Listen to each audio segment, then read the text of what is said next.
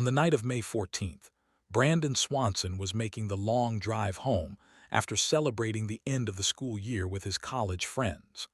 While he'd had a couple of drinks, it was nothing out of the ordinary for the 20-year-old, whom his parents knew as a careful and reliable young man.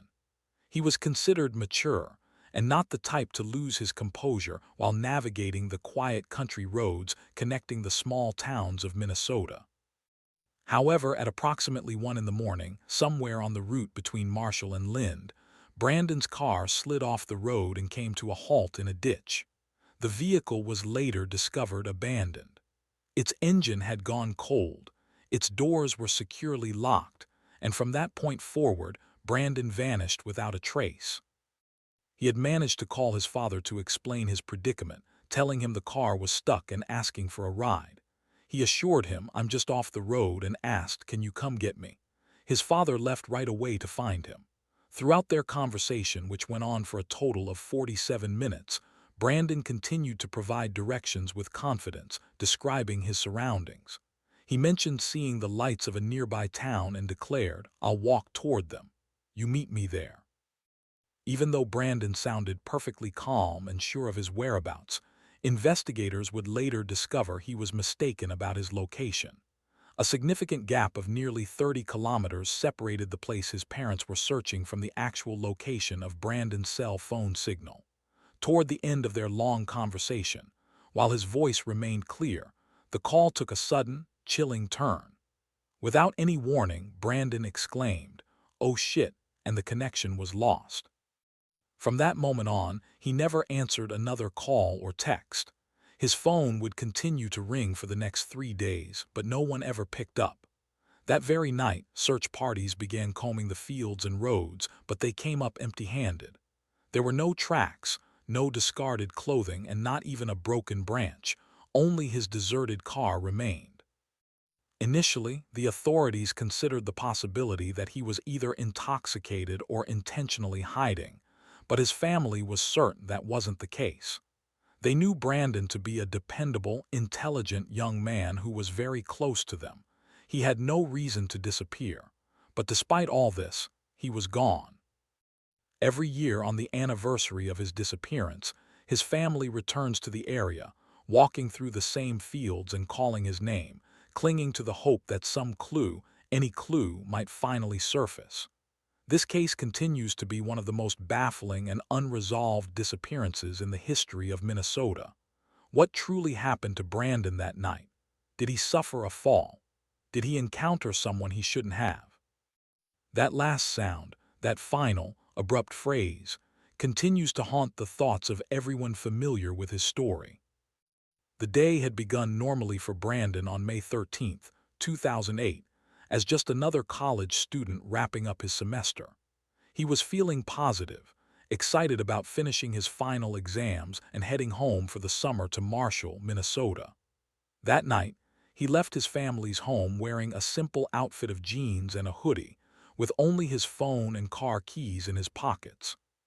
He got into his green Chevrolet Lumina and drove to the nearby town of Canby, where he was a student at Minnesota West Community and Technical College. Brandon's plan was to celebrate the conclusion of the academic year with some of his classmates. The group met at a friend's house around 7 p.m., sharing laughs over some food and drinks. People who were there later affirmed that while he did have a small amount to drink, he did not appear drunk in any way. He was described as being clear-headed, well-spoken, and completely in command of himself. Upon leaving the party at about 10:30 p.m., he said goodbye to a few friends with a hug and told them he was on his way home. Rather than taking the most straightforward path back to Marshall, he opted for a route that took him along a series of back roads, a choice he may have made to steer clear of traffic or potential police patrols. It was a path he was very familiar with. The night was pitch black beneath an overcast sky. While he drove through the vast, empty fields of western Minnesota, there were no streetlights or significant landmarks to guide him, just endless gravel roads with the occasional fence post illuminated by his headlights. At approximately 1:15 a.m., something happened. His car drifted slightly off course and slid into a shallow ditch on the side of a gravel road near Lind, a location roughly 25 miles from where he thought he was. The vehicle didn't roll over or sustain major damage, but it was firmly stuck. He attempted to back the car out, but the tires just spun without gaining any traction. The road was deserted with no other cars or houses visible. There was only the immense darkness and the sound of the wind. Brandon remained calm. He simply took out his cell phone and placed a call to his parents. He told them, "Hey, my car is in a ditch. I'm fine, but I need a ride." He was quick to reassure them that he was uninjured and mentioned that he could see the town lights of Lind in the distance. His father, Brian Swanson, quickly got dressed, advised Brandon to remain calm, and left the house with his wife to go and get their son. As they drove, Brandon stayed on the phone, continuously giving them directions based on his surroundings. He continued to sound articulate and sure of himself, explaining that he would start walking toward the lights of the town as they drove to meet him. His parents did exactly as he suggested, driving at a slow pace, periodically flashing their headlights and honking their horn. Despite their efforts, Brandon repeatedly told them he couldn't see them. He insisted, "I'm walking on a gravel road. I should be close by now." A feeling of unease began to creep in for his father. The details weren't making sense. It sounded like they were discussing the same location, but it was becoming obvious they were in two entirely different places. Through it all, Brandon stayed patient and even cracked a few jokes. The phone call stretched on for more than 45 minutes. Then all of a sudden the conversation stopped. He uttered a sharp, sudden, "Oh shit." Then there was only silence as the call abruptly ended. His parents immediately tried to call him back, but their calls went unanswered. For another hour, they continued to drive around the area, their eyes scanning the ditches as they shouted his name into the night. The small town of Lind was quiet and asleep, with no one else on the roads.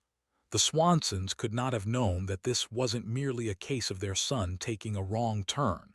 It was the start of a terrible nightmare from which they would never awaken.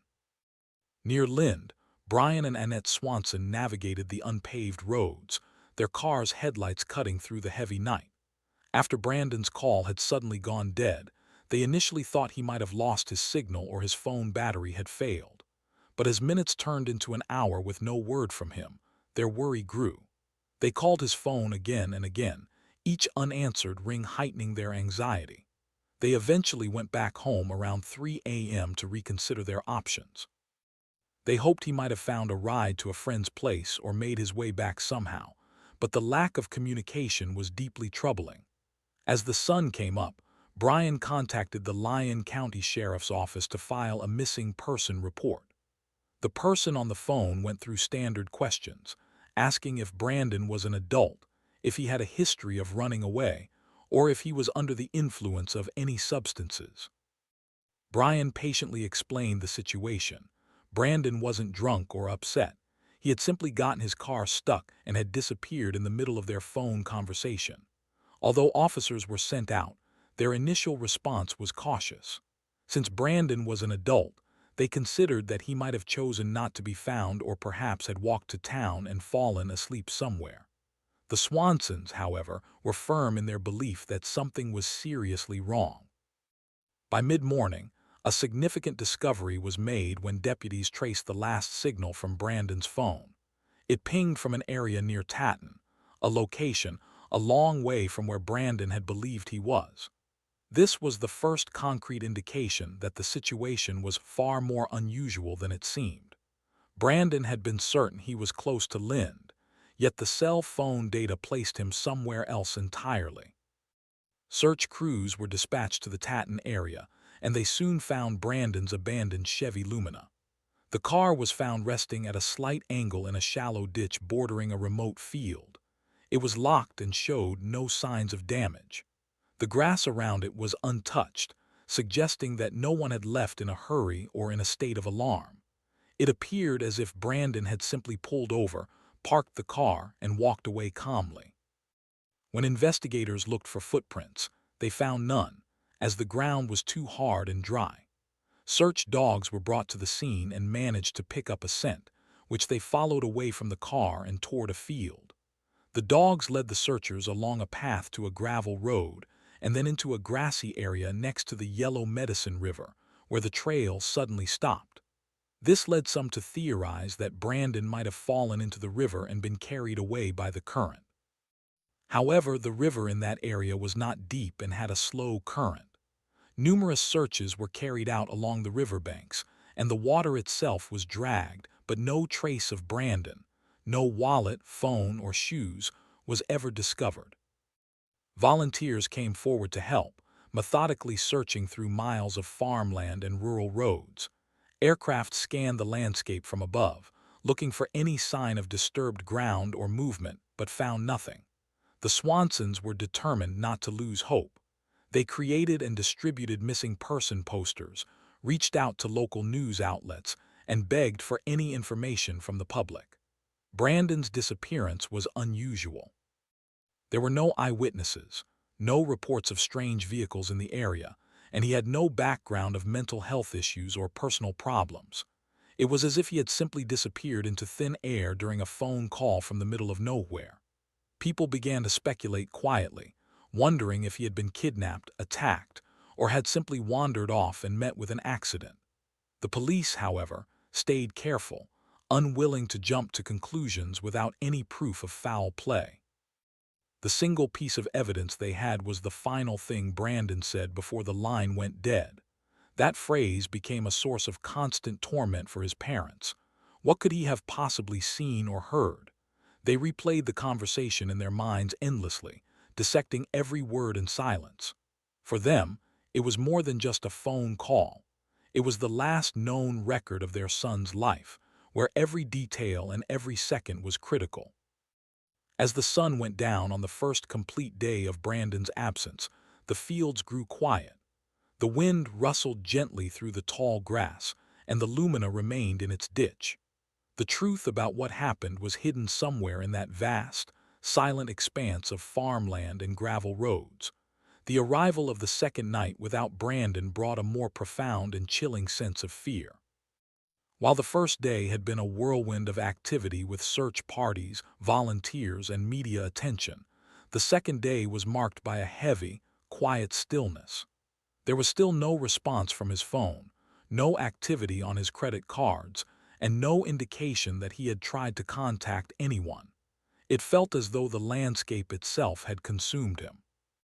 That morning, the Swansons went back to the area near Tatton, accompanied by sheriff's deputies. Brandon's car was still there, exactly as they had left it. The search efforts this time were more systematic. Every inch of the nearby ditches was carefully inspected. Searchers followed fence lines and checked inside culverts.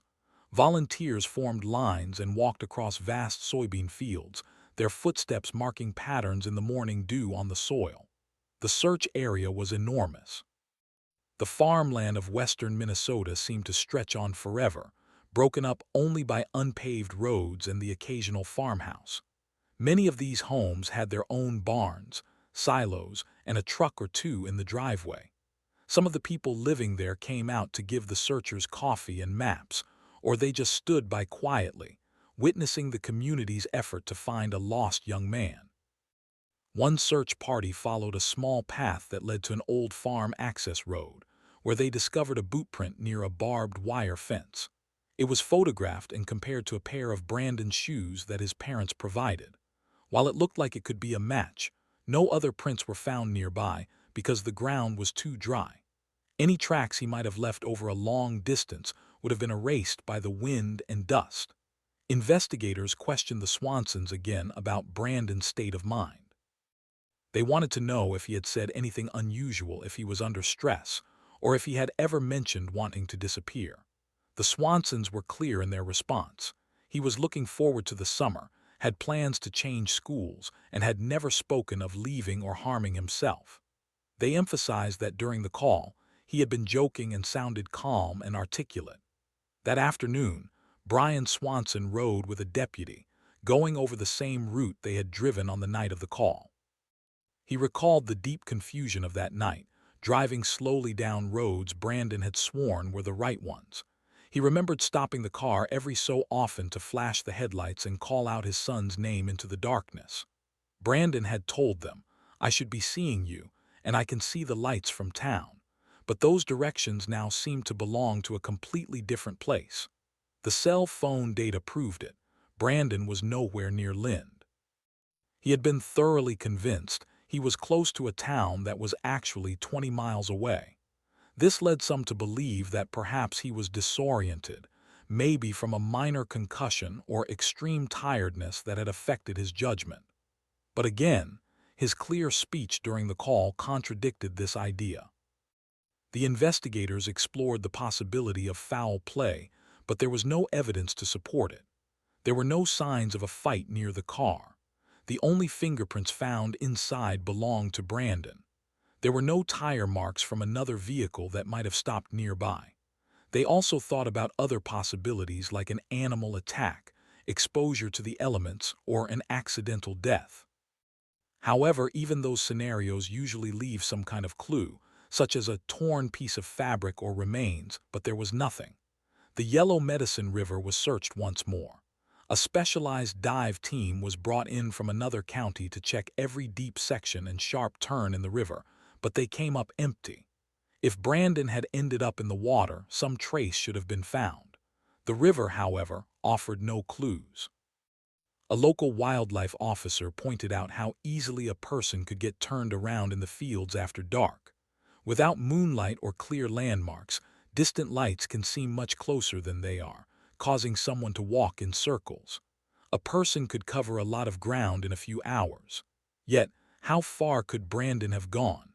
And if he had collapsed from injury or exhaustion, why hadn't the search dogs located him? One of the bloodhounds had tracked his scent for nearly a mile from the car before stopping at a gravel crossroads. The dog's handler suspected that Brandon might have been picked up in a vehicle at that spot. But if that was the case, the driver had never come forward. The local media began covering the story more intensely. Flyers with Brandon's picture were posted in gas stations, restaurants, and rest areas.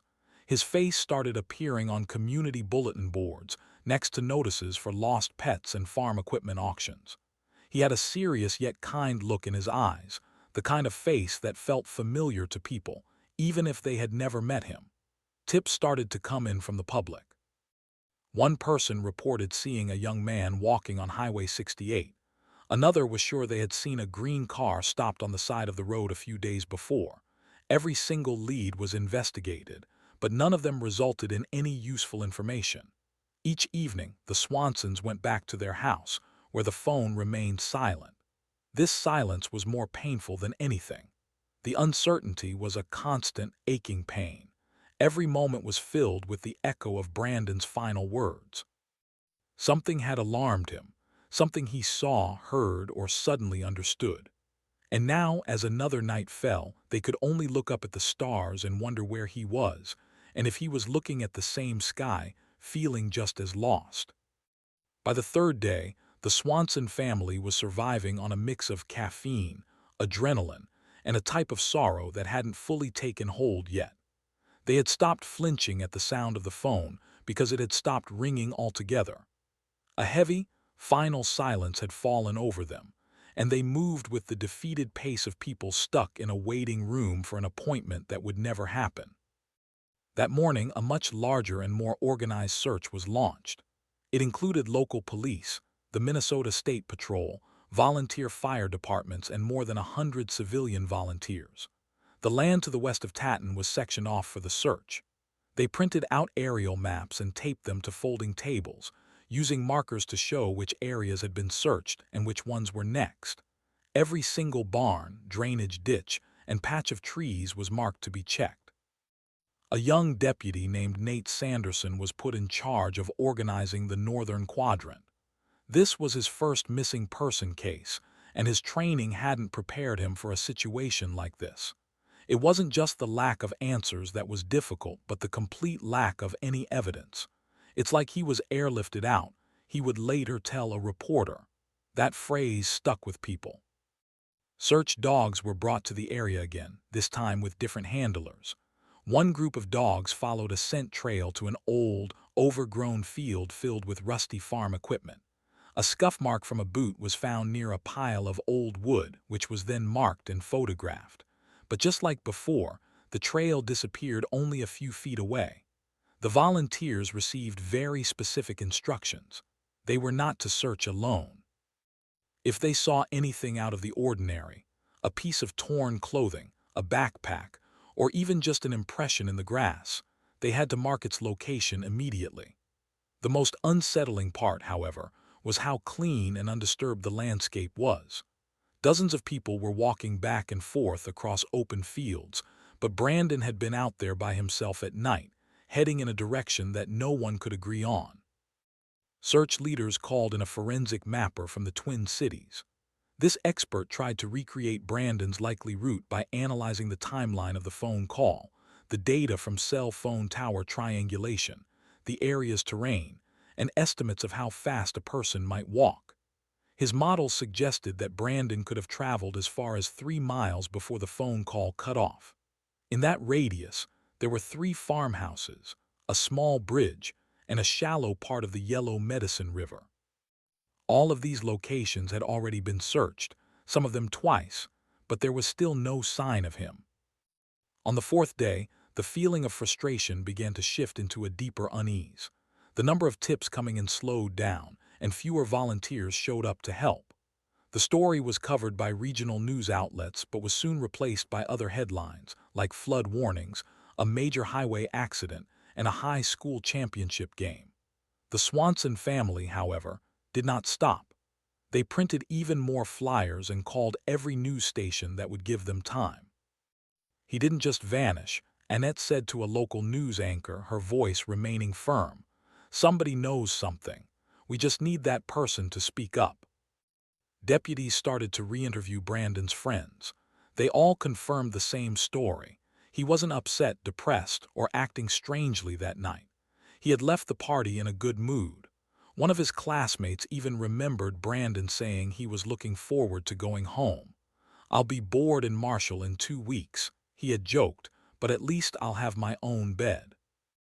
Investigators went over the cell tower logs again, searching for any other phones that might have connected to the same tower as Brandon's around the time he disappeared. They found 2 other phones that had connected to the tower within that same hour. Both were traced back to local farmers who had already been questioned, and nothing seemed out of place. A new idea started to form. Maybe Brandon had accidentally fallen into an abandoned well or a hole. The western part of Minnesota had many old septic pits, storm drains, and even forgotten cellars. Drones were sent to fly over areas where these hazards were known to exist. Firefighters also used thermal imaging cameras to scan the woods and old buildings. Still, they found nothing. The Swansons found themselves walking the same roads every night, calling out his name over and over, hoping that this time the sound would echo back differently, perhaps bouncing off something that was hidden. The thing that bothered them more than anything was his sense of direction.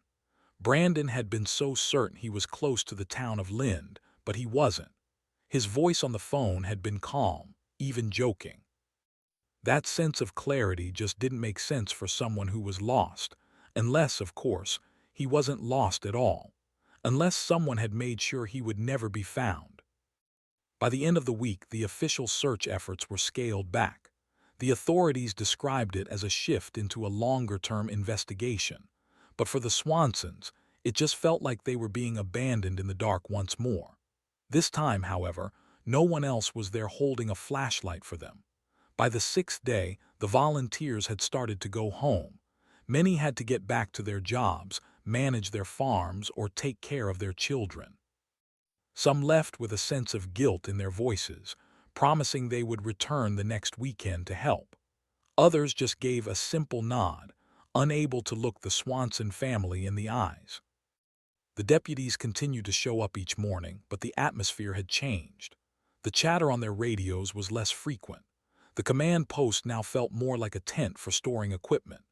The maps, which had once been covered in fingerprints and coffee rings, now lay clean and untouched. Brian Swanson wouldn't leave the area where Brandon's phone had last made contact. He walked the same perimeter day after day, sometimes by himself and other times with a dog handler or a deputy. He kept Brandon's hoodie in a sealed bag with him, hoping a new dog might be able to pick up the scent.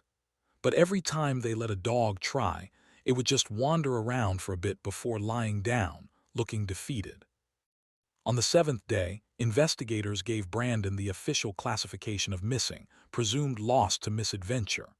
It was a cold, bureaucratic term that meant both nothing and everything at the same time. The family despised it. It made it sound like Brandon had made a careless mistake, gotten drunk, fallen into the river, or wandered into a field and simply never emerged.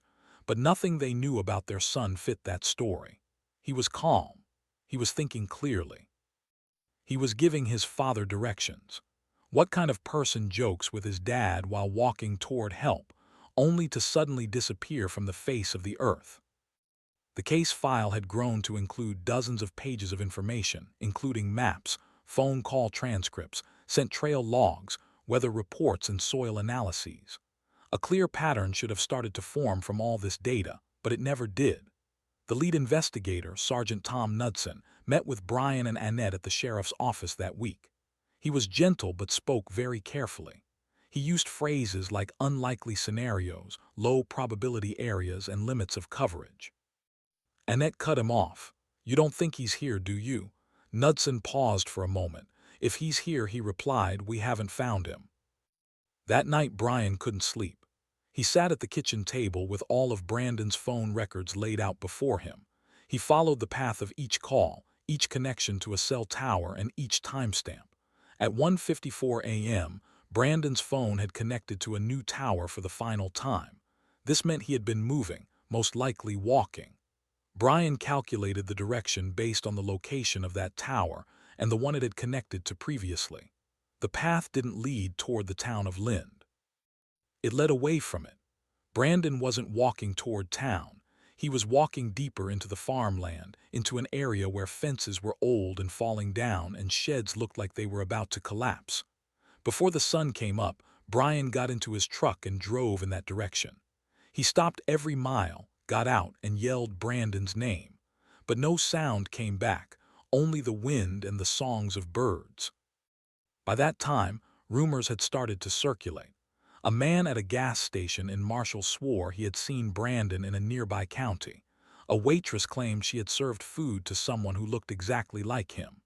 An old farmer was certain he had seen a figure moving through his cornfield late one night.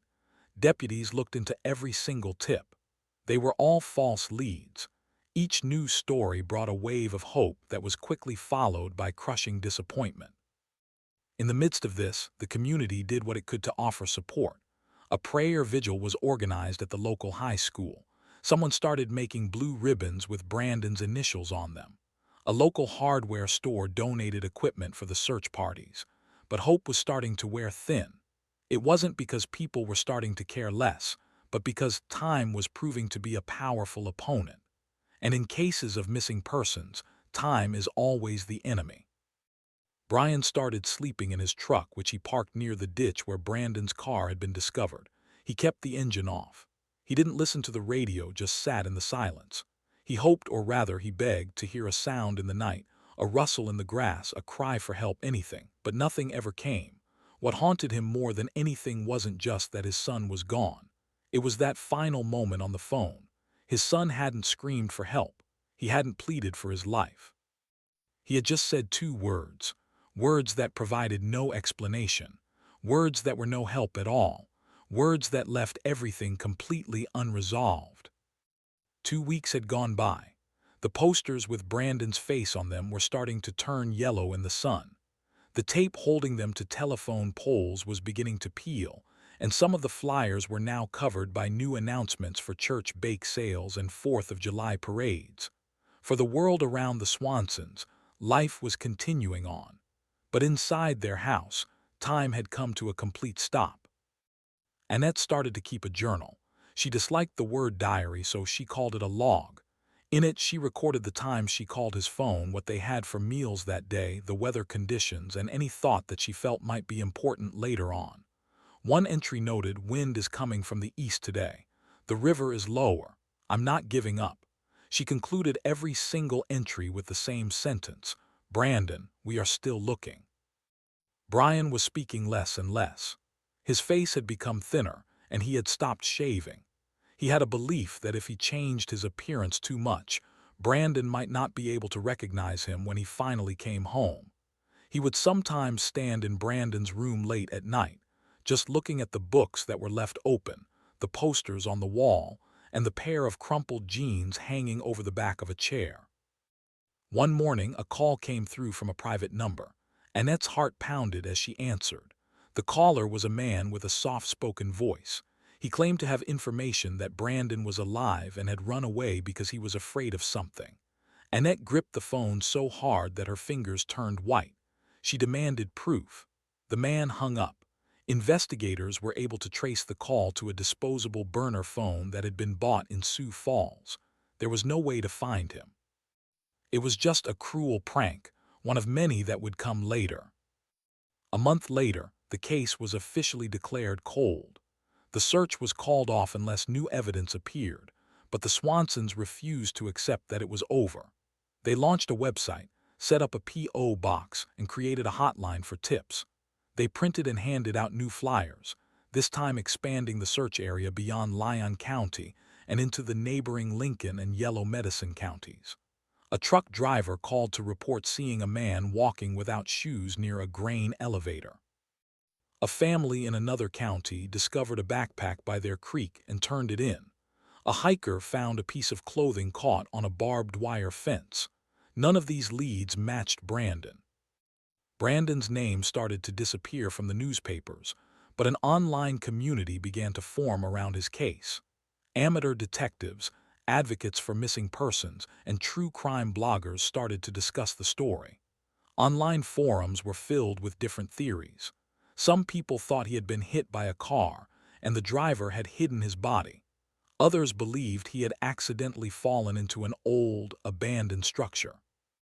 A popular theory among the online community was that Brandon had met someone while he was walking, someone who initially offered to help but had sinister intentions. However, no one with a credible story ever came forward.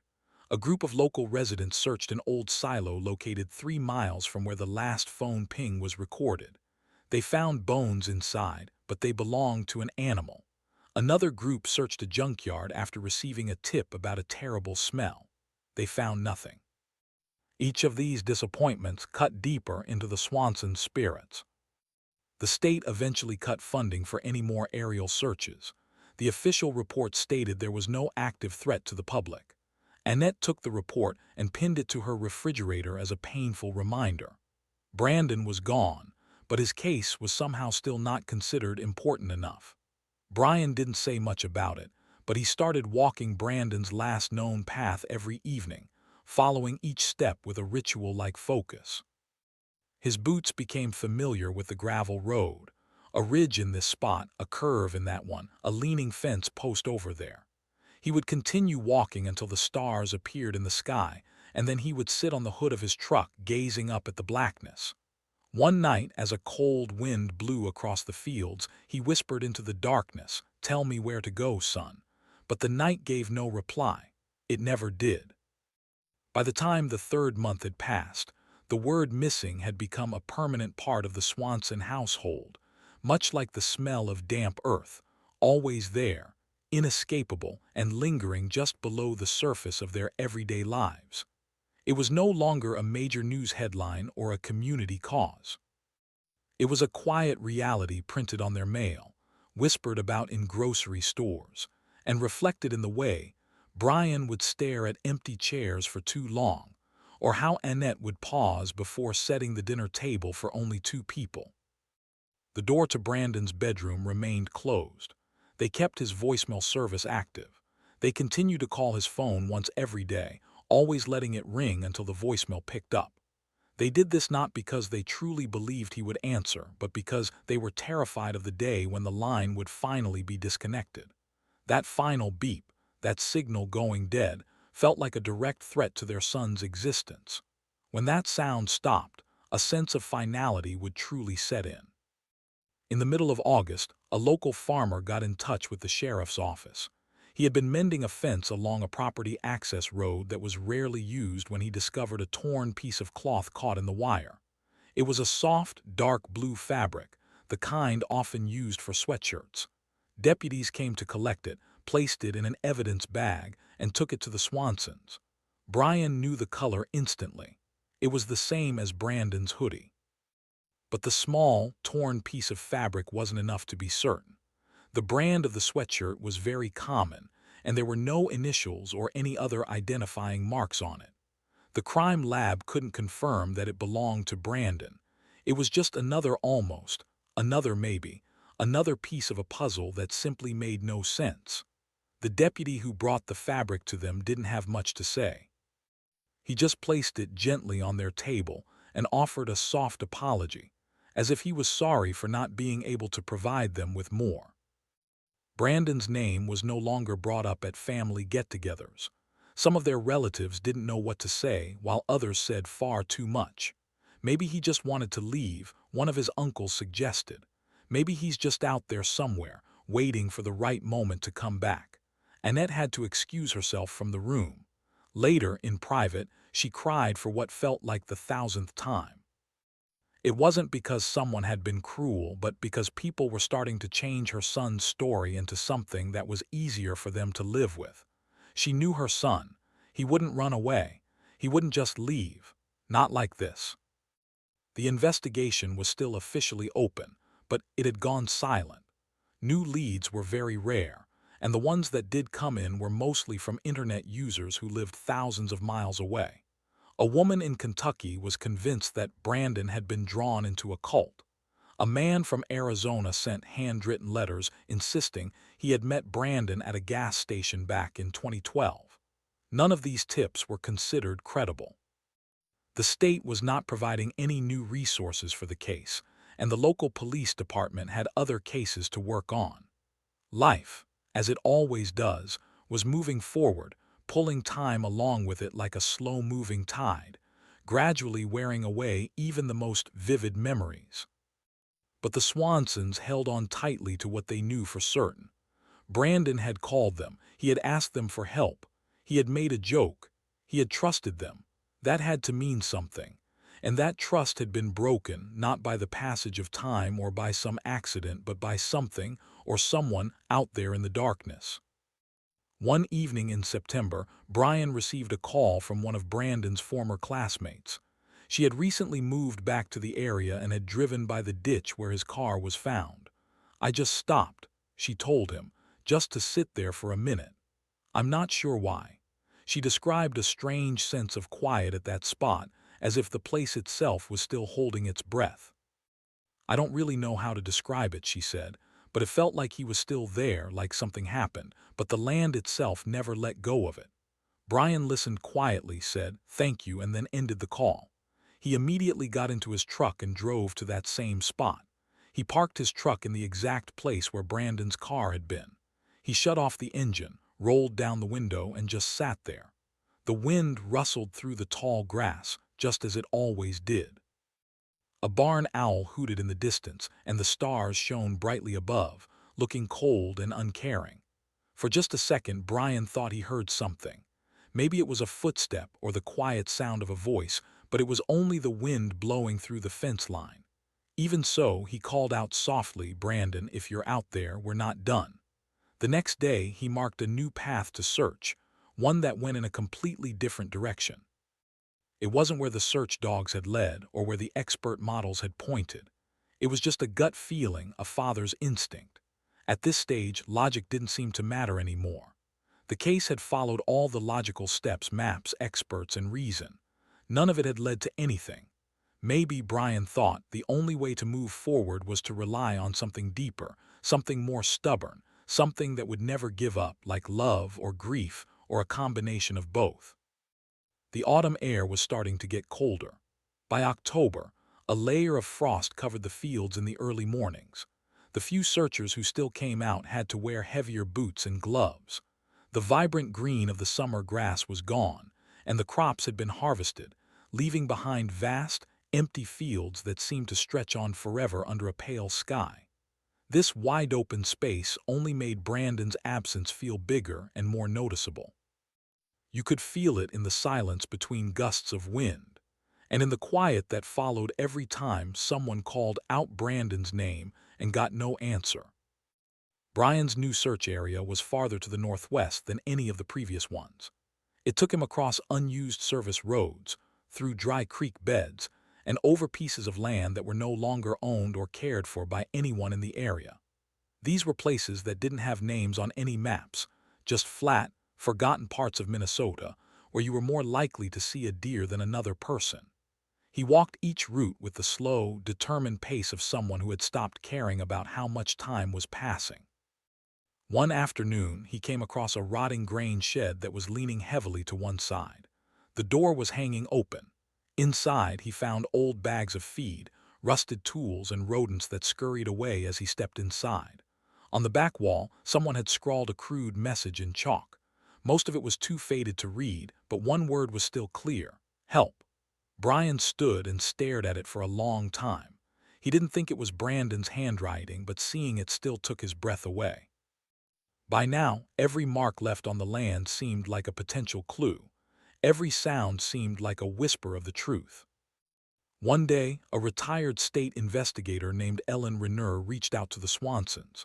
She had been following the case since it began and offered to look over the entire case file in her own time. They sent her copies of everything: their notes, maps, logs, and phone call data. She spent weeks creating her own timeline and analyzing the geography of the area. When she finished, she called Annette and told her quietly, "I don't think this was an accident." Her theory wasn't anything dramatic, like an abduction in a van or a big cover-up. She thought that Brandon had likely run into someone, a stranger or maybe a local, who had offered him a ride or some company, someone who seemed trustworthy at first. Ellen pinpointed a possible intersection where Brandon's trail seemed to have stopped cold, right at a gravel pull-off area that was large enough for a car to have been waiting. He was tired, she explained. He'd walked a long way. If someone pulled over and offered him a ride, he probably would have taken it. But that intersection had never shown any evidence of another vehicle being there. There were no tire tracks or oil drips. And even if someone had given him a ride, why would they take him? Why not just bring him home? Why would they leave absolutely no trace behind? It wasn't a full answer, but it was a new direction to consider. The theory was similar to what the bloodhound handler had said months before, that the scent trail had stopped abruptly and unnaturally, as if Brandon had been lifted right off the ground. The Swansons printed a new set of flyers. These had updated contact information and a new message written in bold letters across the bottom. "You may have seen something and not realized it." They put them up at rest stops, small rural diners, gas stations, and grain co-ops. The response was not very big. But one night, Brian received a call from a woman in her 70s. She said she had seen a young man walking along County Road 10 late one night many months ago, but didn't realize the significance of the timing until now. He looked tired, she said, worn out, like he'd been walking forever. The location she described was 5 miles west of where Brandon's phone had last pinged. It was another almost, another maybe. But Brian wrote down the information, marked the spot on his map, and went out to search the area the next morning. He checked the ditches, the fence lines, and a large pipe that ran under the road. He didn't find anything, but it was still another lead to follow. At the sheriff's office, the case file had been moved to a back shelf. A new detective was assigned to it, but it was obvious that no one expected any breakthroughs. The search had become the family's responsibility, a quiet obsession, a daily ritual with no end in sight. And the same questions haunted them. If Brandon got into a car, whose car was it? If he didn't get into a car, where was his body? If he had fallen somewhere, why hadn't he been found? If he was hurt, why hadn't anyone heard him call out? And always they came back to his last words. What did he see in that final moment? What had emerged from the darkness? What had silenced him in the middle of a sentence, a breath, a life? The map on the Swansons' kitchen wall became more and more cluttered. It was covered with pins, strings, markers, and arrows. It looked like a conspiracy theorist's board, but it wasn't a sign of madness. It was a picture of their devotion, a visual representation of a family that refused to believe the earth could just swallow their child. Each pin was like a heartbeat, each string was a prayer, and each line was a path they had not yet walked. By November, winter was starting to creep into the ground. The sky looked heavier, and the clouds hung lower and flatter. The fields that were once open and brown were now covered with a thin layer of frost in the early mornings. Even the wind felt colder than it should have. The air itself seemed to carry a type of silence that was more than just an absence of sound. It felt like pressure, like something you couldn't see was pushing down on the land, just waiting for everyone to finally give up looking. But the Swansons had not stopped. They were not even close. Brian had started adding new precautions to his evening walks. He now wore reflective tape on his coat, carried a more powerful flashlight, and had a GPS tracker clipped to his belt, just in case something were to happen to him out there. Annette dreaded these walks, not because she was worried about Brian's safety, but because every time he returned home empty-handed, it was another failure. She didn't know how many more of these nothings either of them could handle. One afternoon, they received a call from a man named Harold Mercer.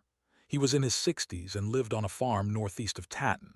He didn't own a computer and didn't watch much TV, and he said he had only recently heard about Brandon's case. "I'm not saying it was him," he told Brian, "but I do remember one night last spring. My dogs started barking like they had seen a ghost. I went outside and thought I saw someone walking along the edge of the trees near my pasture. When I yelled out, they were gone." Brian asked him if he had reported it to anyone. Harold just shrugged. "Didn't think I needed to." The location he described was over 6 miles from where Brandon's car was found.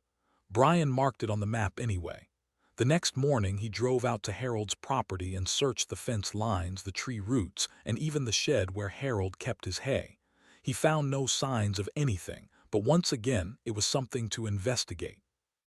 At home, Annette had begun to write down her dreams. She didn't tell anyone about it, but sometimes in her sleep, she would see Brandon walking. He wasn't scared or hurt, just walking, always just beyond her grasp and always silent. In one of her dreams, he turned and looked back at her, and his eyes were filled with an emotion she couldn't identify. It wasn't fear and it wasn't peace, but something in between. She wrote it down in her journal. "He's not gone, just somewhere we can't reach." Meanwhile, a podcast had taken an interest in the case. A popular true crime show with a nationwide audience dedicated a 2-part series to Brandon's disappearance. They interviewed the investigators, some of his classmates, and even the retired investigator, Ellen Renner. The public response was huge. Dozens of emails poured in. A woman from North Dakota said she had seen a young man sleeping behind a highway rest stop in 2009. Another man from Iowa claimed he had met someone matching Brandon's description who was working odd jobs under a different name. Each of these stories carried the same mix of hope and uncertainty, but none of them could be confirmed. Even so, it gave the Swansons a new burst of energy. It was a reminder that the story was not forgotten, that somewhere out there, someone might have the answer, and that the silence was not absolute. Sergeant Cudson called them after the podcast episodes were released.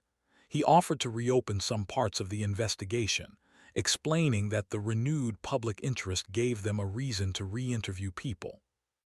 He was still cautious and not very optimistic, but he admitted something he had never said before. "It's never felt right," he told Annette over the phone. "It's like every time we think we're getting close, the story just changes." One of the theories they were looking at again was the idea of a second car being involved, perhaps someone who was just passing through the area. It could have been a traveler or a local who didn't typically drive on that road. Brandon might have waved someone down, thinking they were there to help. Maybe they were, or maybe they weren't. They reviewed the logs from traffic cameras again, but none of them covered those isolated rural roads. One truck driver remembered seeing a car stalled on the side of the road that night, but he couldn't recall where. Too much time had gone by. The past had become a blur. The road signs had faded. The case had become a landscape of almosts. That winter, Brandon's room was left exactly as it was. A thin layer of dust settled on his books and his baseball cap. Annette would sometimes open the door and just sit in the quiet, trying to feel his presence in the air. She didn't cry as much anymore. She didn't have the energy for it. The grief had become a part of her, a dull, familiar, and constant ache that was behind every thought. Brian, on the other hand, seemed to burn with a hotter intensity. He couldn't stand being still. He drove for longer periods each day, asked questions at every diner he passed, and walked the fields with his maps, shovels, and notes. Some nights he would stop his truck in the middle of an empty road and just scream. It wasn't a scream of pain, but of defiance, of a love so strong it would claw at the darkness, demanding to be heard. And sometimes, not often, but sometimes, he thought he heard something in return. A rustle, a whisper, the sound of boots on gravel. But whenever he turned to look, there was only the wind. There was always only the wind.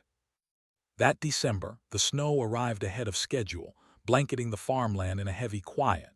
The way it covered the fields, slowly, patiently, and completely, seemed to mirror the state of Brandon's case. Drifts of snow made roads impassable and hid fence lines from view. Familiar paths that had been walked for months were now gone. It was the kind of harsh winter that kept people indoors and made memories seem distant. The Swansons, however, did not stop their search. They prepared for the cold by purchasing new boots, insulated clothing, and waterproof maps. Brian even had a CB radio put in his truck as a backup in case he lost his cell phone signal. He was no longer searching with the hope of finding Brandon alive. Although he never said it out loud, this unspoken understanding existed between him and Annette. What he hoped for now was a body to bring home, something to provide answers and finally allow them to rest. On the anniversary of Brandon's disappearance, Brian and Annette returned to the ditch where his car had been discovered.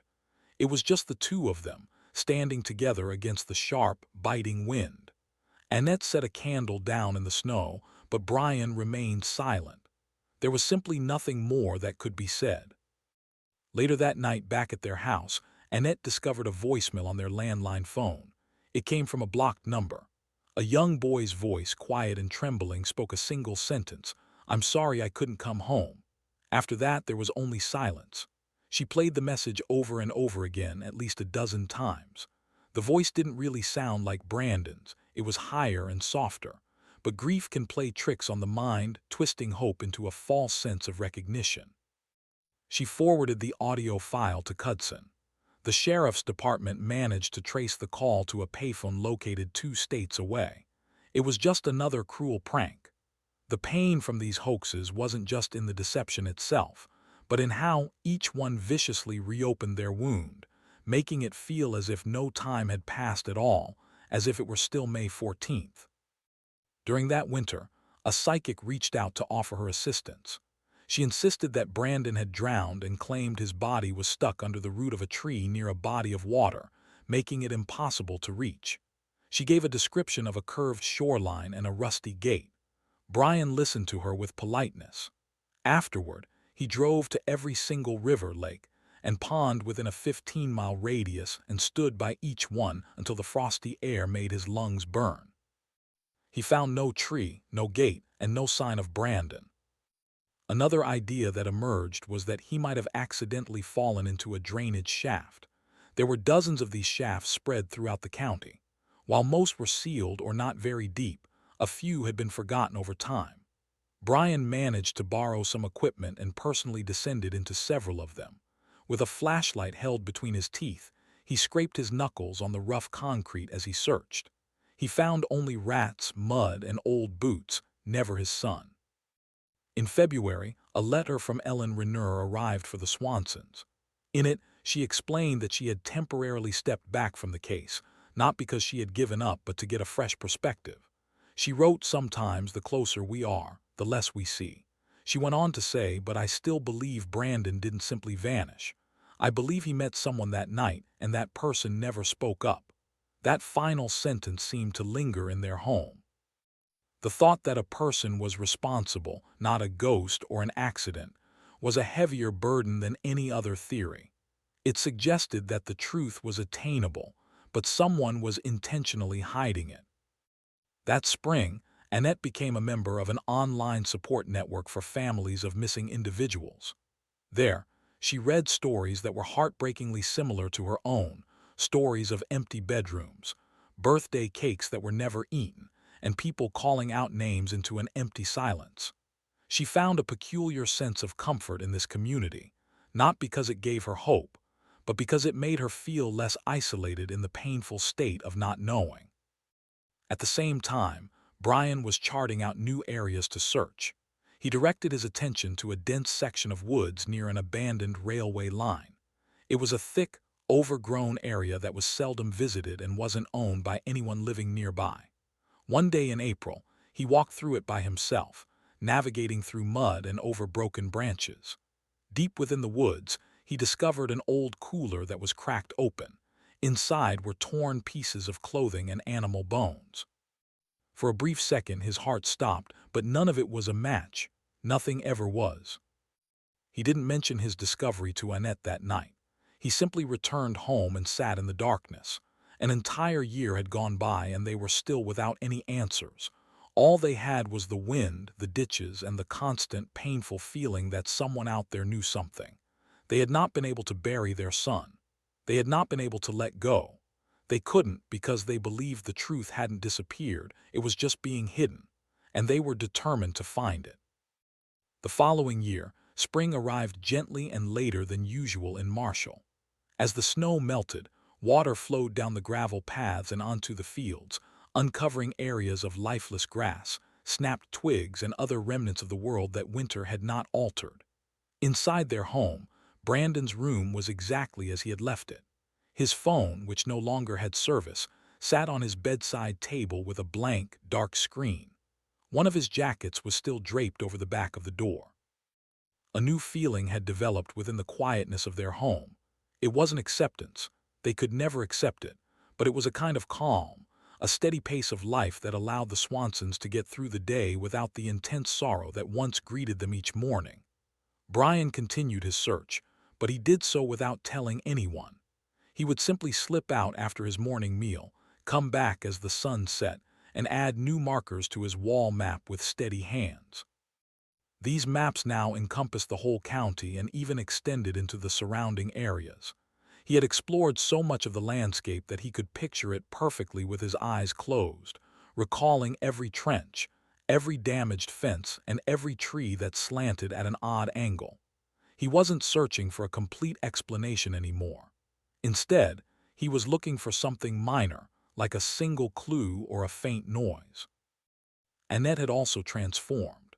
Her diary was no longer just a record of events. It had evolved into a narrative. It became her method for remembering Brandon in a way that didn't let the sadness overshadow his entire being. She filled the pages with details about his personality, how he would laugh when their dog barked at the snow, his habit of brewing coffee that was excessively strong, and how he would steer the car with one hand while drumming his fingers to the music on the radio with the other. She focused on his gentle nature and his reliable character, writing about all the days he was with them rather than just the night he went missing. For the second anniversary of his disappearance, they organized a vigil with candles. The crowd was smaller this time around. A few people had relocated, while others had just moved forward with their lives. However, the ones who did attend lit their candles quietly and heard Brian address a crowd for the very first time. He explained that Brandon wasn't merely a missing child. He was our son, Brian stated. He had ambitions. He had a whole life ahead of him. And there's someone in the world who understands why we were robbed of the chance to witness it. Once everyone had left, Brian remained by himself in the field for a considerable time. A journalist came up to him and inquired if he still held out hope that Brandon would be discovered. Gazing over the dark expanse of the fields, Brian replied, "He's still out here in some place, simply waiting for someone to find him." Several years went by. The map hanging in their kitchen became old and fragile. A few of the pins dropped out and were never put back. Yet the search didn't truly stop. Each time they drove, took a walk, or saw an unknown vehicle parked by a field, a tiny spark of hope would ignite. The story of Brandon's disappearance became a piece of the town's history. Residents would share the tale with new people in the area. Children would murmur stories about the boy who disappeared without a trace. His name was kept alive, not through news reports, but through the steadfast and quiet power of his family's love. Then one day, they received a phone call. A team of construction workers who were updating an old storm drainage system 2 counties over had found what they initially believed were the bones of an animal. However, alongside the remains, there were other items: pieces of a shoe, a ring of keys, and a corroded cell phone. Although it would be weeks before they received official confirmation, the Swansons felt in their hearts that they already knew the truth. When the confirmation finally came, it didn't bring fresh pain. That sorrow had become a part of their lives years before. Instead, they felt a sense of peace. It wasn't a gentle or healing peace, but rather one that gave a definite form to their long-standing anguish. It was the kind of peace that finally allowed them to provide an answer when people would ask, "What became of your son?" Brandon was discovered beside a gravel path that had never been included in the search. It was a location beyond the estimated search area, a place that didn't logically fit with any of the theories or search patterns. It was a place nobody had anticipated. According to the official report, the most likely scenario was that he had fallen, struck his head, and was unable to get help. He had been alone in the darkness, only a short distance from the areas they had combed through day after day. The official conclusion was that no crime had been committed. It was simply a terrible accident defined by isolation and silence. The Swansons, however, believed there was more to the story. They were certain that Brandon hadn't simply disappeared. They felt he had made an effort to get help, that he had called out, and that he had waited. They were convinced that in his final moments, even as he remained undiscovered, he trusted that they were on their way to find him. It was this conviction that had motivated them to continue their search for so long. His last memorial service took place in May under a sky painted with shades of gold and purple. A gentle breeze rustled the leaves in the trees, and the flames of the candles burned steadily. Nobody said a word, as there was no need for speeches. The quietness itself conveyed everything that needed to be said. Far from the people gathered there, past all the trenches, paths, and fences, the landscape seemed to inhale the fresh spring air, holding onto the memory of a boy's voice, his name, and a commitment that was never broken. Brandon was finally found, and he would never be forgotten.